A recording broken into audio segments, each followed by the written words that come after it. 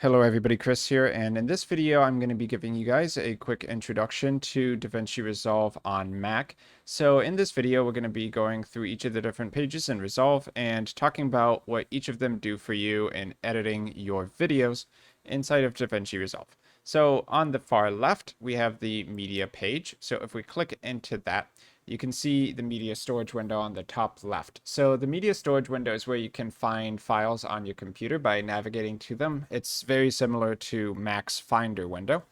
So if you don't see your location over here, or you don't see the parent location, because you can see the Seagate backup drive obviously has different folders I can tunnel down into.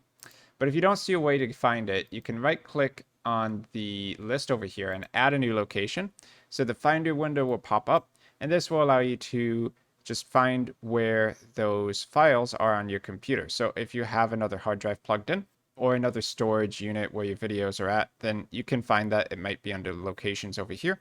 And then when you find the folder, hit open, it will pop over here on the left. So if you have a location on your left list and it has nested folders, then you can tunnel down into finding the exact files you need. So for this video, we'll just use a few random stock clips. So in my Seagate backup drive, I'm going to go to videos. I'm going to open up stock. And then here you can see a list of the video files I have in this folder. So in DaVinci Resolve, you can use not only video files, but also audio files like sound effects, music. You can use image files. And so those are all different types of material you may be bringing into your media pool. Now, right now I have it in a list view with details about each of these clips.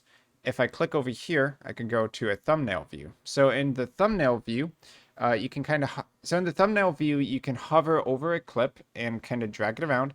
And on the right preview window, you can kind of see what that video looks like at any given part of the clip.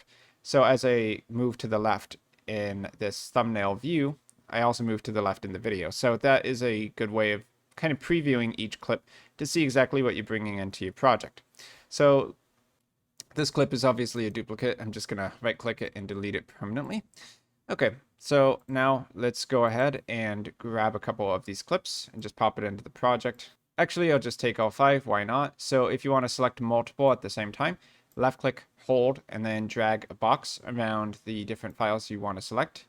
If they have an orange box around them, that's how you know they're selected. So we can drag this down into the media pool. And we may need to change the project frame rate, but these clips do not match up. So I'm just going to not change the frame rate right now. And if I want to set manual FPS or resolution settings before I start the timeline, and you should do that before you create your timeline, you can go up to File, Project Settings, and then you can see your timeline resolution here and your timeline frame rate.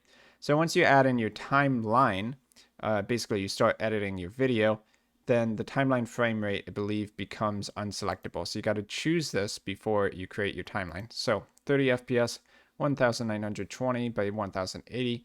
I'm okay with those settings, so I'll just kind of hit save.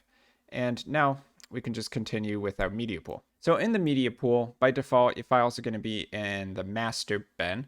But you can create different bins or folders for your project essentially by right-clicking over here and choosing New Bin. So you might actually decide to create multiple videos inside of one project. So we could just say video 1 here, and maybe we bring a couple of our stock clips into there. So I'm just going to drag that into the bin, just like you would a folder in Finder. And you can double-click on it, see the files nested in there. So it's just a way of organizing your files. So now that we have the files in the project, we can add them to a timeline and start editing our video. So one way, probably the easiest way to create a timeline, is to simply go over to the cut page or the edit page. And then you find the media pool, which exists in both of those pages, I believe both on the left-hand side. So on the edit page, it's over here, and on the cut page, it's over here to the left. And you can just drag the clip you want onto the timeline. So this will immediately create a timeline, as you can see in the media pool up there. As we add the file down here, the timeline is created for us automatically. Another way that we can create a timeline is to go to File and then New Timeline. And then we can type in a name for it here if we so choose. So I don't know, I'll just call it a video 1 timeline. And then we could go ahead and hit create. If you think you're going to need multiple video tracks or audio tracks, you can increase the number here to 2 or 3. But it's also possible to just create extra tracks on the timeline when it's already created. So it's not too important to do it right here. So let's go ahead and hit create. Now we have this timeline, and you can see video track 1, and if we're on the edit page, also audio track 1, they're separated here, are going to appear. So we can drag files onto here in the same way that we could by automatically creating the timeline by just dragging and dropping it to begin with. So on the cut page, when we actually have files down here, you can see that there's actually not one, but two visible timelines. So this timeline up here actually shows everything that's in your timeline all at once. But down here at the bottom, you're only going to see part of the timeline at once. About, let's see, 7 seconds over here. So I guess maybe 10 seconds at a time. And then down here, you're only going to see a few seconds of your timeline at once. So as you start adding extra video clips down here, it's going to be more apparent. And actually, one really great way of adding a video clip onto your timeline at the end, rather than trying to drag all the way over here, and I'm using middle mouse click, and then you hold and you drag in order to do that. But an easier way is just to take your video clip and then go to this top timeline at the end and just let go. So when you do that, you can see now there's two video clips. This timeline expanded to match the size of the entire timeline, but this bottom one stays the same. So if you ever want to jump around to a part of your timeline that's not visible down here, you can just left click up here, and that will immediately reposition the bottom timeline. And the preview window up here will reflect your current position with this red cursor in your project. So to move around the bottom timeline, as I said before, you can right click and then just hold and drag it around. You can also left click up here with all the little notches and drag in the same way. You just press and hold and drag it. But often it's just quicker to left click once on this top timeline. So when you first start editing, you may notice that when you try to move your clips around, like if I left click perfectly on the border between these two clips, then you may get a red line. So this red line indicates and there's one for either side, that you've reached the end of the source material and that there's nothing left to edit. So you can also see this in this third timeline that only pops up on the cut page, that we're also at the end of the video here. So there's nothing left to pull from the left side from the right, and on the right side of this cut from the left. So one thing we could do to add a little bit extra room to the source file by pulling away from what's in the timeline is to do basically a blade cut. So if I scroll over here a little bit to the left, we click on our bottom clip, and I'm going to do Control B, and then I'm going to do Command B on the keyboard. This will take wherever I am in the timeline and cut the left side from the right side. So now these are two separate clips. I can select this, and then I can hit delete on the keyboard. When I do that, the clip to the right ripples over automatically in order to fill that black void. Now, if I click on the border between the two clips, you can see that the left side is green now because there is actually video information from the source file. That's these frames over here that we could adjust from. So likewise, if I go over here to the right and we do a Command B, we can separate the clips. I'm going to delete this bit. Now, if I click again on the border between two clips, it's green on both sides. So we can adjust the positioning a little bit since there's actually source material. Now, this is also important when you go to do transitions, because in order to add a transition, if your timeline ends here, there needs to be a little bit more video information ahead of that from the source clip in order for your transition to actually be able to finish successfully, since your transition is going to be going into the second clip a little bit, so there needs to be a little extra video information from your source file in order for you to actually add the transition there. So just note that a lot of your timeline editing problems can come from not having green lines over here.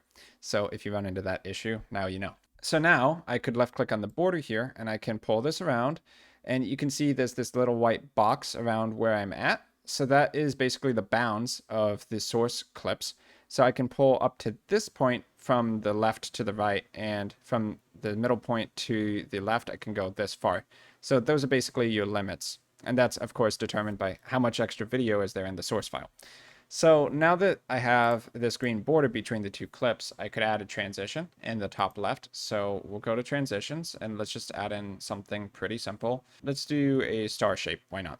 I'll just drag this onto the border between the two clips, and you know a transition is being added because this new box appears. If you don't see that, once again, it might be that lack of source footage, so you might need to trim your clips a bit. And so now we can kind of preview our star transition by moving around here in the timeline, and then we can see it in this bottom timeline, the full timeline, and the frame by frame timeline in the top right. So this frame by frame timeline, once again, if it wasn't obvious, it only really appears when you are doing edits like trimming your clip or adding transitions between the border between two clips. So I can hit space in the timeline and we can preview our video with the transition added in and the cuts made. So one of the biggest differences between the cut page and the edit page is that you have these 3 timelines instead of just one.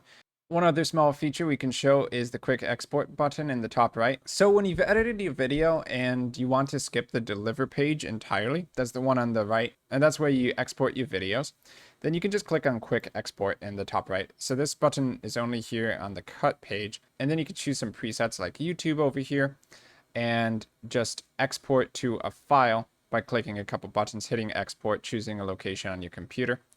You also notice this sign in to publish directly to YouTube. So in DaVinci Resolve, you can authenticate with YouTube and Vimeo, I think Twitter as well. And then you can basically sign in and publish your videos from within DaVinci Resolve. So that could be handy if you want to do that. Or you can just publish to your computer and then drag and drop it into the browser uploader. A lot of the times I do that just because you have more direct control over your video in the browser uploader for sites like YouTube. And generally, even if I did publish from within Resolve, I'd still need to go into the web browser interface and edit it anyway. But anyway, these tools are here. If you just want to quickly export your video and not really mess with the settings, then this is one option for you. So let's jump over to the cut page. We can show a couple differences. So one of those obviously is that there is only one timeline down here, but having one timeline also makes it a little bit easier to see what's going on. So you'll notice on the cut page that this timeline, it doesn't really have a big audio waveform area for your audio. So it's kind of hard to see what's going on. But if we go back over to the edit page, you'll notice that this audio timeline is bigger, and you can actually expand it by going to the bottom of that timeline and then dragging it down. So that's kind of handy. You can also control a little bit more about these timeline settings by clicking up here. So timeline view options. If you want to only show one thumbnail for each of your clips, then you can click over here. I have noticed that depending on your computer strength, having all of the thumbnails get generated can actually slow things down a little bit. So you might only want one. And then here you can set the default height for your audio tracks and your video tracks to whatever you want. Pretty easy to add another audio track or video track here. We can right click below the audio to add an audio track, go to add track, stereo for 2-channel audio. And now we have a second audio track down here. So that can be really helpful when you need to add sound effects or music on top of the base recording of your video. Or maybe if you're doing a narration type video, you have another audio track specifically for recording voiceovers after the base video was already recorded. So it's basically adding in the voices after you've created the video. That can be an option depending on what you're doing. So just like with the audio tracks, you can right click up here and add in a video track. That only has one option, which is to add a track.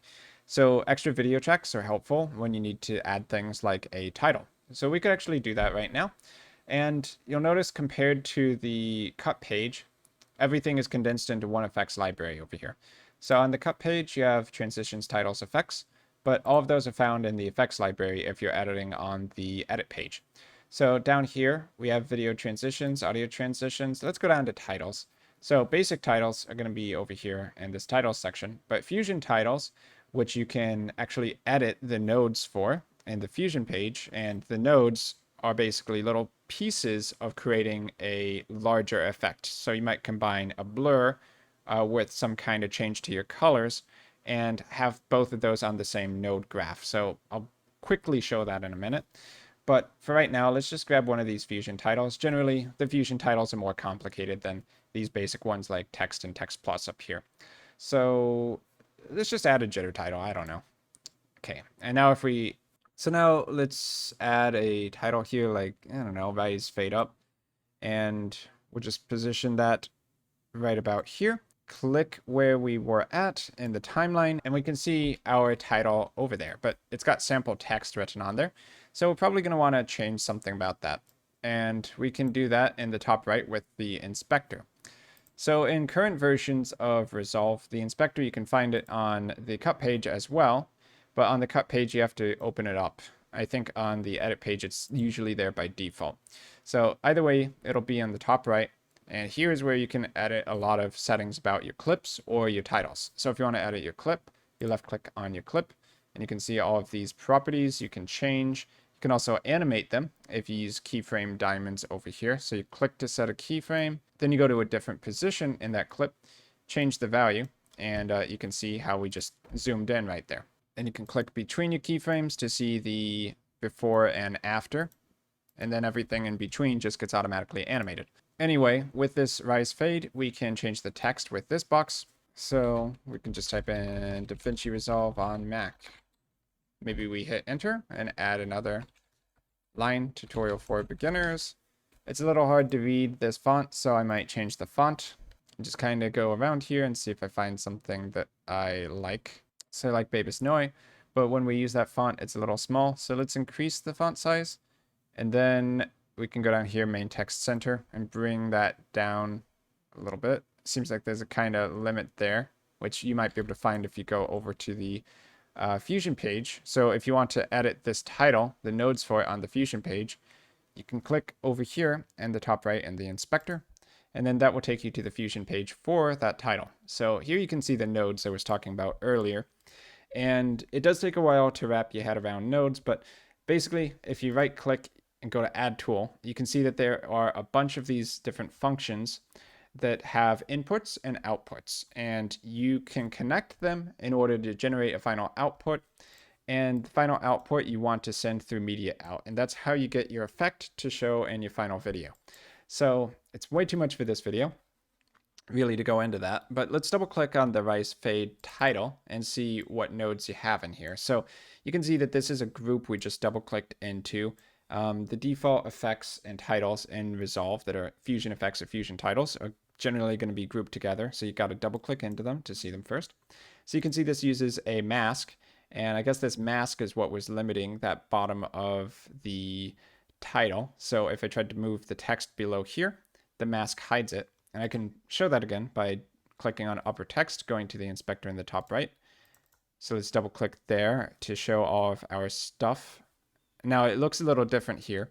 And that's because when you have these Fusion titles, they don't show you every single setting that you could actually change in the Fusion page. They kind of condense it for beginners over here, so they only expose the relevant settings, I guess you could say. But anyway, if I try to bring this down below here, you can see it gets cut off here. If I go back to the Fusion page for that title, you can see that's because of this mask.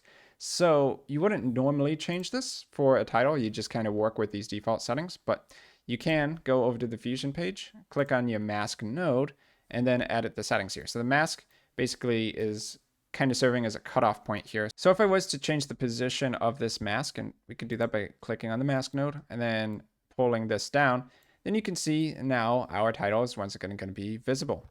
So if we go over to the edit page again, we can just kind of test our effect here.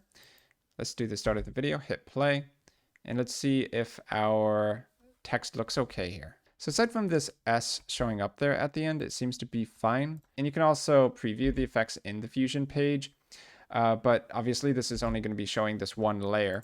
If you want to see the entire video, then you got to go back over here where you have the video 1 and the video 2.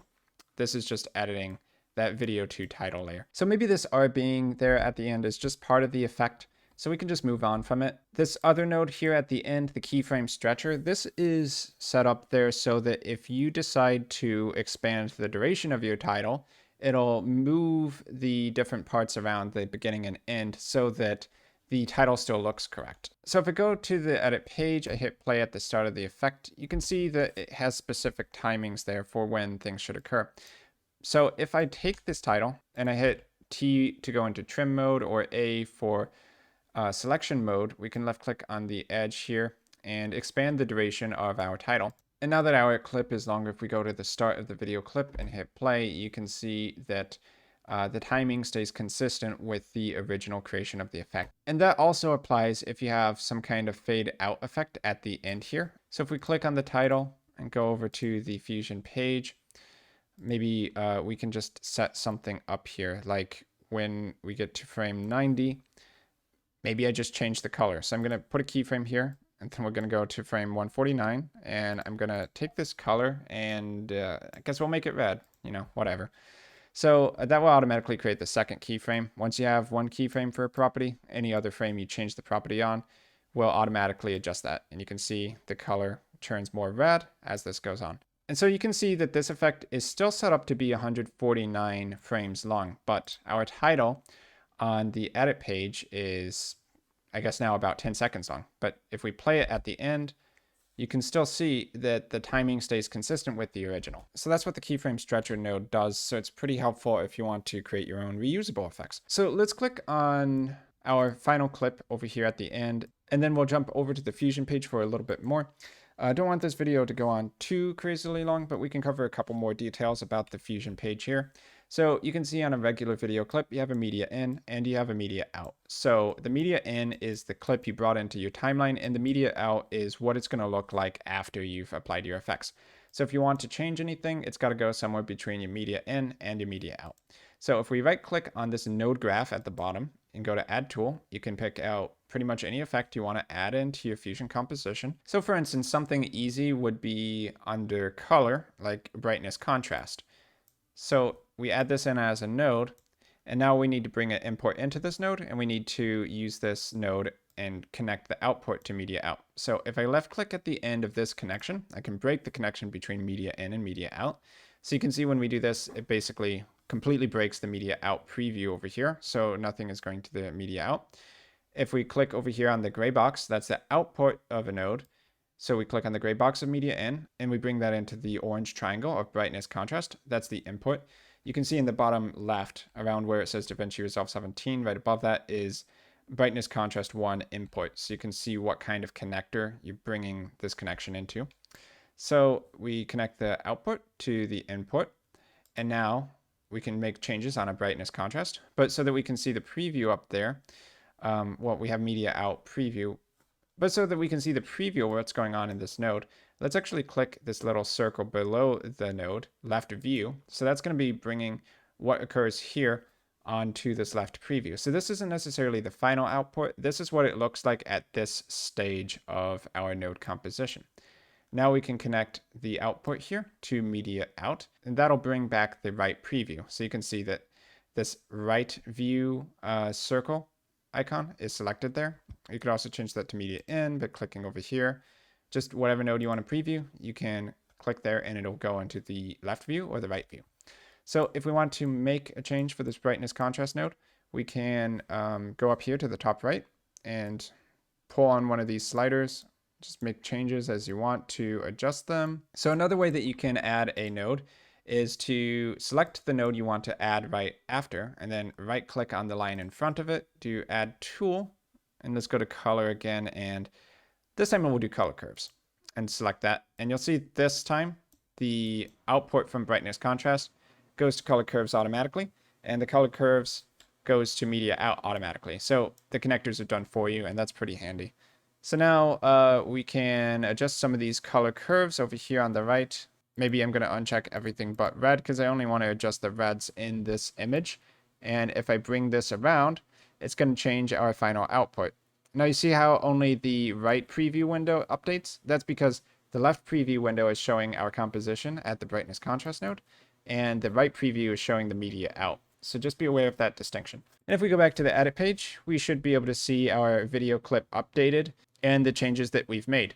And anytime you want to see the original video clip rather than with the Fusion or color page changes, you can click over here to bypass color grades and Fusion effects. So now you see the original, and now you see it with the crazy effects you've been creating. So now let's jump over to the color page. It's kind of similar to the Fusion nodes, except instead of your own Fusion nodes, you have these tools down here at the bottom, which you don't need to connect in any way. So often it's actually a little bit quicker to use the color page if you just need to, let's say, blur out part of your video or adjust the colors. So you have these color wheels down here in the bottom left, and we could offset the color in our video by just dragging this around. So you can see as I pull this around, we can change the color to whatever we might want it to be. I can reset this. If I want the temperature to appear cooler, I can pull this temperature value to the left. So we just have a lot of these settings and tools we can play around with. Now note, it's not just these up here at the top, but with color curves alone, you have all of these different curves that you can adjust individually. So all of these are kind of its own thing, and they will be layered on top of each other to generate your final output. Now, there are nodes of a sense on the color page. So this is a corrector node, and the corrector nodes, as you can see, has an input and an output. So this is kind of like your media in after the Fusion page, and then this is your media out after the color page is done. You can create additional color nodes, though generally, if you're just doing simple stuff, you only need one. You would only need to add multiple color node. You would only need to add multiple correctors by right-clicking and then adding a corrector node. If you need to make different changes to different parts of your video clip, or maybe you're combining different images into one final edit. But once again, that's way beyond the scope of this video. So one other thing I'll show about the color page is these power windows. So power windows here, you can create a shape which serves as a mask when you want an effect to appear in only part of your video. So we can click on one of these shapes like a square, and this is going to basically mask our effect so that it only appears in part of our video frame. So when we add a power window to our corrector node, as we can see here, the only thing that the color page is going to be changing now is whatever is within this mask. So if I add a big offset, then you can see that only the areas within this window are going to be affected by our color page changes.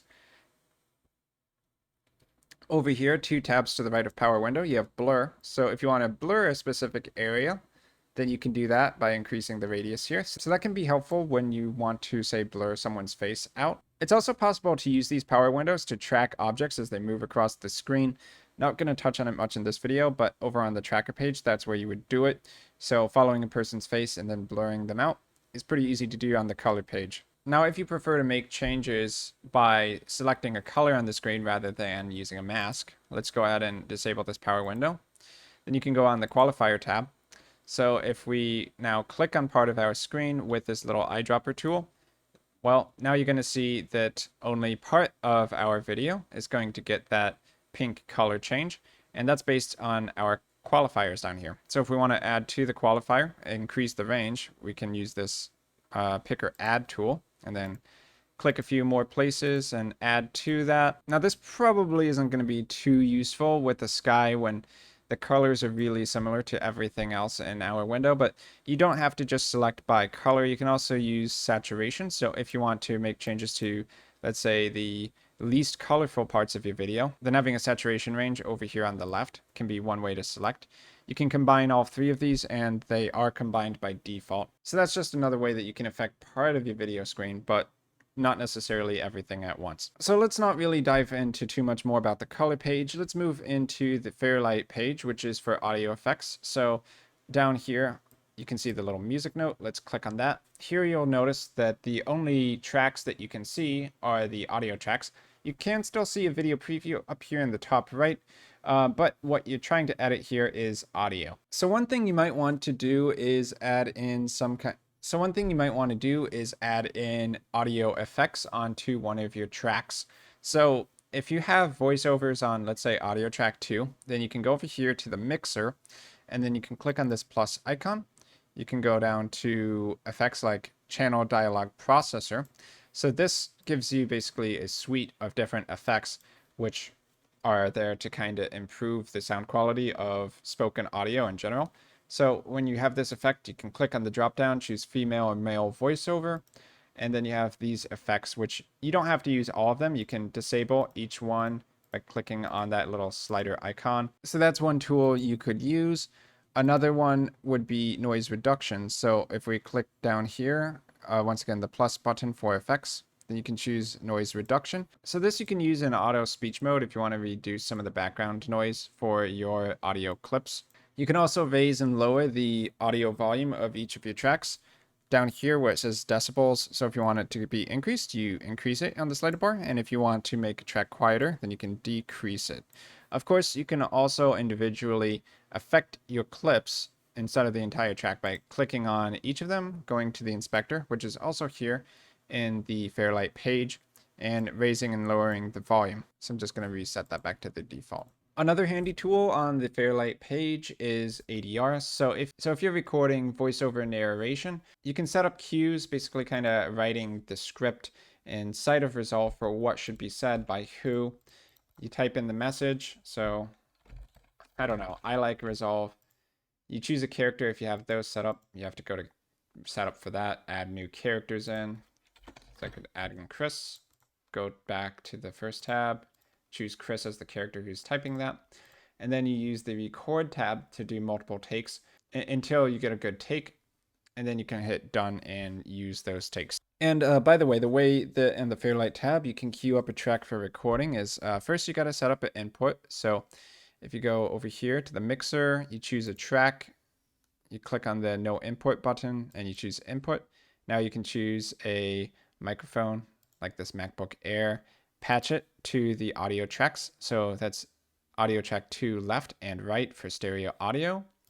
Then you can queue up your audio track by hitting record. Okay, may need to grant access to the microphone. And now when you hit the record button, you can start recording audio to the track. So if I expand this now, you can see that that did pick up some of the audio. I'm actually not using the MacBook's built-in microphone. I'm using a Quadcast right now, but you can see that it picked up the audio. It recorded it to the track. So that's a really quick and dirty look at how you can record audio with your microphone in Resolve. So the sound library to the left of ADR, if we open that up, you can see that there's a sound pack you can download for Resolve for free. So if you download that and install that, that will be able to show up here as searchable inside of Resolve. Those files exist on your computer, so you can use the Finder in order to locate them too and just bring the files into the project. But if you want to locate them by using a search for the name or the description, you can do that here. You can also set up your own libraries, clicking up here and adding a library of sound effects you have on your computer. And then they'll all be searchable with name and description. Okay guys, finally, let's go to the deliver page. So the deliver page is where you export your video. By default, your render settings are going to be on custom. So on the left side, you can see you have all of these settings for video, audio, and the file name, location, stuff like that, where you can customize that. So the settings you're probably going to want to change are going to be the file name. So I could call this video 1 resolve, and then browsing a location on your computer. So let's just save it in here to my home directory. Users Chris Movies. And then you can choose settings like which format you want. QuickTime is .mov, MP4, a very popular format. You can choose from all of the ones you can see here. So before you export, you may want to double check your resolution and frame rate. Your resolution you may be able to change, but often your frame rate will be locked into whatever your timeline settings are. There's also some extra settings like subtitles. If you write subtitle tracks for your video, you can export this and you can either include it burnt into the video, which means that wherever you upload it, it's going to be inseparable from the video, or you can make it a separate file, or you can upload it to sites like YouTube. And then it can just show in those caption areas where you can disable and enable it. So that's a look at the custom settings. You can also use YouTube if you just want it to be quicker to get it onto YouTube. You'll notice here that it restricts your formats to MP4 and QuickTime, which is probably just what you want on YouTube anyway. So you can choose one of those, and you can see there's much less stuff to mess around with here. And there's also upload directly to YouTube. So if you have authenticated with YouTube and Resolve, and you can do that by going to DaVinci Resolve as the menu, and then Preferences, then you go to Internet Accounts, then you can sign into YouTube, sign into Vimeo, and sign into Twitter here. Then you can actually check this box and upload your file straight to YouTube, but you can see that the options you have here are really limiting.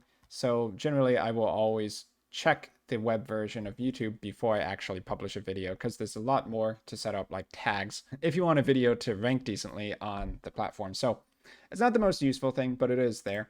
And then likewise, there's default settings for Vimeo. You can upload directly to Vimeo here.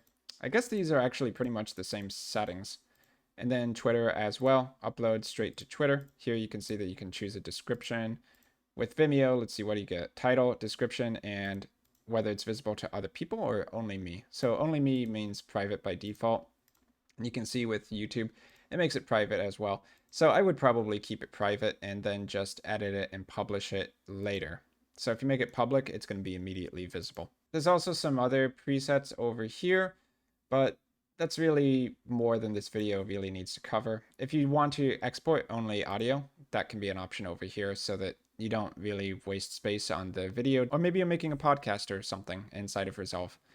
Well, there's the audio option only for you, but you could also just use custom and uncheck export video, and that would basically get you the same thing. So anyway, when you have your video set up with a file name and you want to add it to the render queue, I'm going to make sure export video is checked here. You click add to render queue and it's going to pop over on the render queue in the right hand side. So you can select this and hit render all, and then the video file, once it's done rendering, is going to store at this location on your computer. So you can see this is users, Chris, movies, video1.mp4 file, and we can render all. Up here, you'll see the preview of which part of the video it's currently editing. And now our video is done. So I can right click on this completed job and do review on Finder. And there we have our exported video clip where we can double click it and preview it in our main video player. So I guess this is QuickTime over here. And we can see our finished video. Now, one final thing for this video, you may run into the situation where you don't want to export the entire timeline. Maybe you're breaking it up into different sections. So you can actually change render entire timeline to render an out range. And now you can use IO in and out points on your keyboard to set and define where the in starts and the out starts. So if you hit O, that's out point. And then if you move your timeline cursor to a different part and hit I, that's how you set an in point. And now we can export another video. I'll call it video 2, but this time it's only going to be rendering between this part and this part. So the rendering goes much faster since obviously we're only rendering about a third of the video, but that's definitely something to be aware of. Another way of editing your videos is just to make multiple timelines, and then you can have one timeline for each video. So if you want to create another timeline, on any tab you have the media pool, you can right click, do timeline, create new timeline, and maybe you call it video part 2 here, create. You can double click between your timelines so that you're editing the one you want to. So one project can have multiple timelines. One timeline doesn't necessarily mean one video. And then you can just break up your project and organize it how you want. Remember, you can right click to create new bins if you have too many files floating around here, and then just drag different files into those bins as you need them. So that in a nutshell is going to be my introductory video for DaVinci Resolve on Mac. I do know I went a little too in-depth on some topics, but I hope all of the information that I covered was useful to all of you out there. So if you enjoyed this video, thank you for watching. I've been Chris, and hopefully I will see you guys in my future video content.